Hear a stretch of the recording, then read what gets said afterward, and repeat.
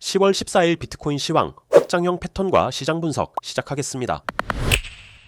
체크해 볼 만한 구조가 있어 보입니다. 가장 최근 진행되고 있는 비트코인의 전체로 두고 보면 현재까지의 최상단 모양인데, 지난 시간 정리해 본 현재 파동의 큰 구조, 지난 시간에는 두 가지 가능성을 열어두고 보았고, 이는 그중 첫 번째 모양인데, 편의상 대표적으로 현재 이와 같은 모양이라고 할 때 4파동 조정 이후 5파동 혹은 5파동에 해당하는 현재 구조에 대해 전체적으로 이렇게 그려지고 있는 대형 확장 패턴일 가능성이 되겠습니다. 이러한 확장 패턴의 경우 결론적으로 이후 방향성에 대한 확률 정도는 논의되고 있으나, 대개 중립적인 형태로 분석하는 것이 일반적이고, 다만 돌파되는 방향으로 높은 확률로 진행되는데 그 기준이 되는 구조다, 이렇게 알아둘만 합니다. 즉, 이 자체가 향후의 방향성을 담보하지는 않지만 돌파되는 방향으로 크게 가는 디딤돌 구조라, 상승 방향일 경우 위와 같은 모양으로, 하락 방향의 경우 이러한 형태로 큰 추세의 흐름을 판단하는 데 도움이 되는 것이니, 각각 베팅하는 방향에 따라 매매 전략을 짤 때 상승 방향일 경우 돌파 지점에서 추가 매수를, 하락 방향일 경우 마찬가지로 돌파 지점에서 추가 숏 베팅을 들어갈 만한 내용을 생각해 볼 수 있습니다. 다음으로 10월 11일 이와 같은 바이낸스 USDT 기준 102K 지점에 대해 여러 거래소들을 살펴보면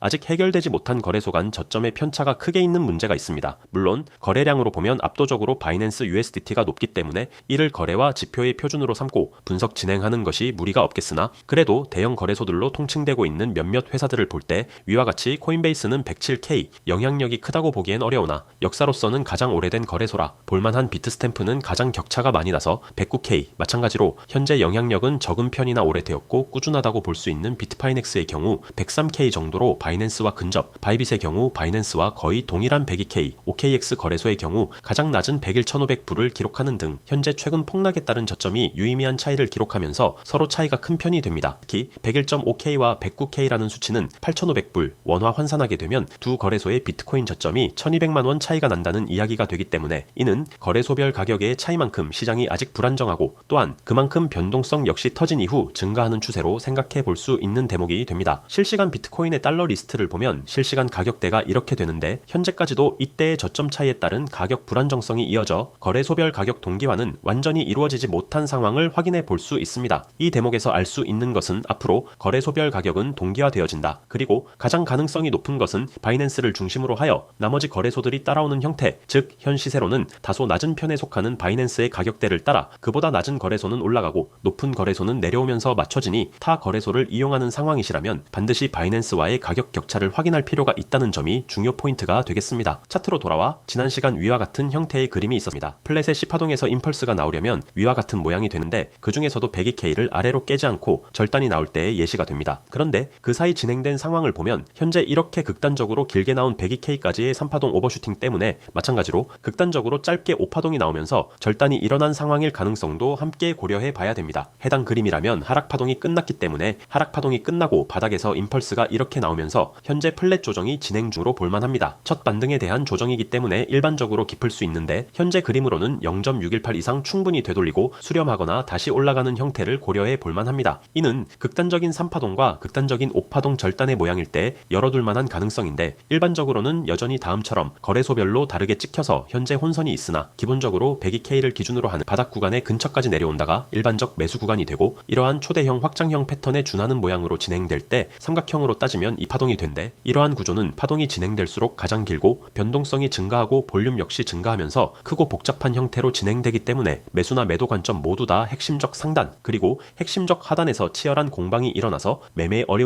어려움을 주는 극한의 구간일 가능성이 있습니다. 즉, 소위 이야기하는 각질 매매가 사실상 너무 난이도가 높기 때문에 이 경우에는 레인지와 기간을 조금 더 여유롭게 잡고 전략을 준비해야 합니다. 다음처럼 매수 구간은 최소한 이러한 가격대에서 도전해 보는 것이 현재로서 유리해 보이고, 삼각형으로 보자면 확장 이 파동 자체가 워낙 복잡하고 길다고 되어 있으니 이런 형태가 통으로 이 파동이 될 수 있어서 매도는 훨씬 더 높은 곳에서 진행한다라는 보수적인 접근이 필요하다고 볼 수 있겠습니다. 추가적으로 이더리움의 경우 비트코인보다도 훨씬 더 큰 변동성을 순간적으로 기록하면서 이후 회복도 비트코인보다 훨씬 큰 폭을 보여주고 있는데, 임펄스라는 것은 진행되는 당시에는 가능성만 타진해 볼 수 있을 뿐 지나봐야 확정되는 경우가 경우가 많아 조심스럽지만 비트코인의 절단 모양 가능성처럼 이더리움도 반등하는 기세가 꽤나 강력해 보입니다. 그중 현재 중요한 지점인데 만일 임펄스가 이렇게 나오고 플랫 조정이 진행되는 과정이라면 간단하게 요약할 때 이때는 B파동의 고점이 기준치 이상이기 때문에 C파동은 A파동의 저점 아래로 내려오지 못합니다. 즉 지금 지점이 저점이 됩니다. 만일 이 지점이 아래로 갱신되면 앞선 임펄스 카운팅이 잘못되었다는 뜻이라 다음의 구조를 미리 열어두어야 합니다. 즉 이 경우에는 3K 후반까지 기다려 매수 도전해 보는 것이 합리적인 상황이 되겠습니다.